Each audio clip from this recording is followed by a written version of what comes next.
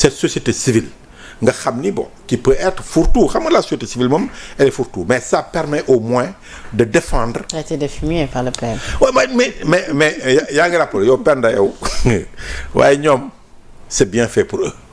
qui ça la société civile. oui c'est bien fait pour eux ñoom ñoo ànd ak Ousmane Sonko ak Pastef di xeex quand ñuy saaga. di taal bi ñuy taal université. mais pas ñëpp quand même donc. non la grande majorité non certainement que il traite pas tout le monde de fumier aussi c'est que mais am na une grande partie de la société civile boo xam ni ils ont pris fait et cause pour Ousmane Sonko et Pastef je citais sax leur nom am na ñu bëri sama xarit la ñu woon mais je citais leur nom on se parle plus man sama yoon nekku ci c'est des gens qui s'étaient engagés pour défendre les Sénégalais si seen i mbir seen i. kon lii gisoon nga ko waaw mais yow xoolal Ousmane Sonko a commencé par Barth ñu àndoon ak ñoom rek lay caw mais Barth je regrette yéen a imposé Ousmane Sonko au niveau de Yewwi je l'ai dit à Khalifa Sall toog nañu ma ne ko mais bi ngeen nekkee Yewwi yéen a aménagé place pour Ousmane Sonko jiital ko pendant de nombreuses années même quand vous prenez vos responsabilités génn c'était trop tard. Quand il disait du n'importe quoi Ousmane Sonko dans ses meetings du n'importe quoi dans ses meetings amul benn responsable Yewwi bu ko wokk wax naa ko Khalifa Sall. ma ne ko mu ne ma non c'était privé mais heureusement je peux le dire parce qu'il y avait au moins 2 à 3 personnes këram mu ne ma non li ñuy wax ak li muy wax bu génnee bokkul ma ne ko non mais benn yoon on peut comprendre. ngeen ne vous avez briefé tout ça bu ngeen wax mais ñaari yoon ñetti yoon ngeen bàyyi mu dem mais c'est un problème. kon Khalifa li mu bëgg wax foofu mooy en interne. non il n'était pas d'accord. Oui. En tout cas maintenant qu'ils ne sont plus avec lui ça c'était avant les élections présidentielles il n'était pas d'accord mais boo d'accord da nga koy wax. mënoo nekk ak nit ki yow c'est que lii muy def tegu ko fenn. di wax di appeler les gens à manifester avec des mots très durs lu ko neex mu waxee ngeen ba yéen ñi ànd ak moom ngeen bàyyi ko mu dem ba benn moment ngeen génn mais vous l'avez déjà lancé c'était trop tard moo tax nga gis seen ay 1% ak yu kenn xamul c'est eux qui ont mis Ousmane Sonko et Pastef en selle avec bien sûr l'engagement de Pastef yu ñu demee imposé wu en tant que parti d'opposition donc cette société civile là bi ñuy taal université di fecc si biir lakk incendie ça mais am na cette société civile il n'avait rien dit par contre bi ñu toogee ne dañuy génne pétition avec des journalistes bien sûr après coup on a compris que c'était des journalistes du projet pas du projet projet amul mais bon du projet ok entre guillemets projet chaque jour ñu indi la lu bees tey léegi lañu redressement plan de redressement chaque jour ñu indi la lu bees non moi vraiment je dis pas que damay jël Pastef ak li mu àndal sànn ci mbalit bi mais dafa am on parle des maux du Sénégal te man dama gëmoon ni heureusement d'ailleurs qu'on a un président de la République d'après ses dernières sorties qui nous montre que àndul la ak Ousmane Sonko. un président buy insister ci justice dafa war a indépendante. un président buy insister mais kenn dañu fekk ay priorité. dafa am ay urgence. ak anam bi ñu fekkee réew mi ñu war non xam nga man dafa am ñaari affaire yu ma marqué ci Diomaye ak Ousmane Sonko. Pour dire que peut-être que je peux même dire que peut-être Diomaye ne se retrouvait pas dans beaucoup de choses yi nga xam ni Pastef ou Ousmane Sonko dina ko def. comment ça. man benn jour toog nañu.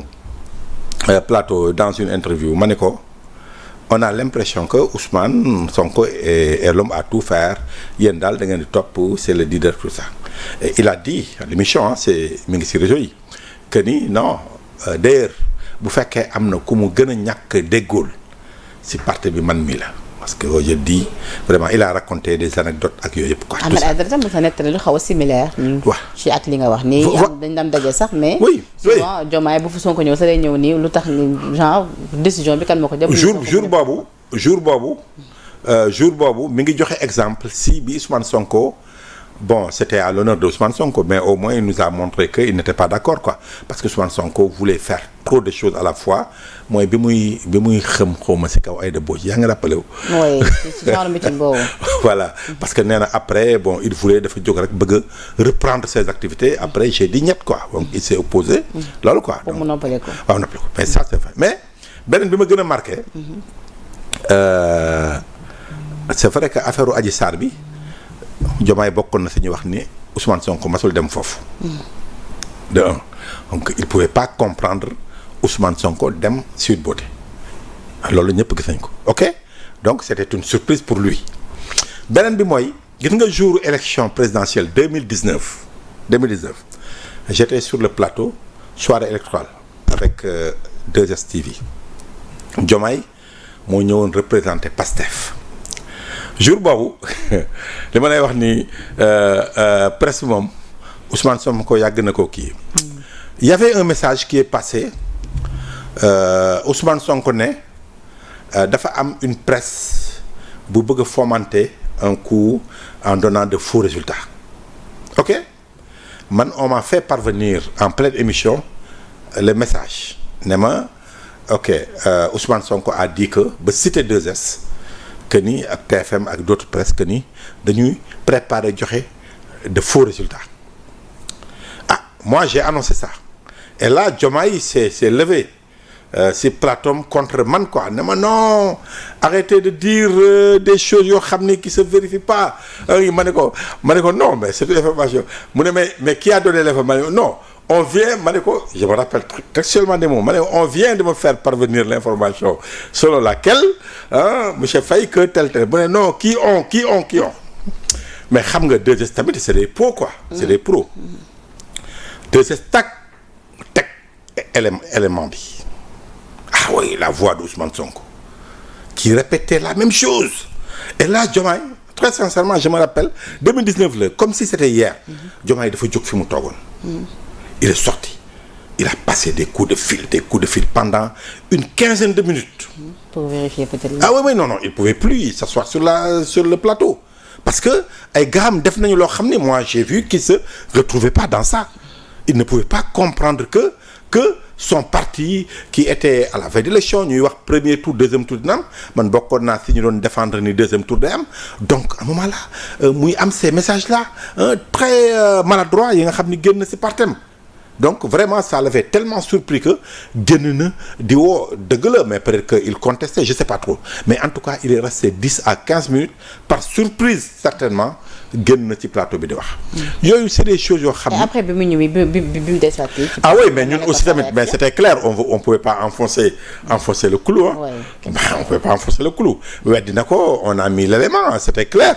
Donc qu'est-ce qu'on peut faire ne ko li nga wax non. on laisse passer. En tout cas c'est l'opinion des Sénégalais qui est importante dans ce genre de choses. Mais comme pour dire quoi que ni actuellement tey bu ñuy wax peut-être malaise au sommet de l'État ñenn ñi jàpp ni c'est parce que ñoom ñaar am na ay points yoo nga xamante ni am nañ ci ay divergences yow da ngay jàpp ni.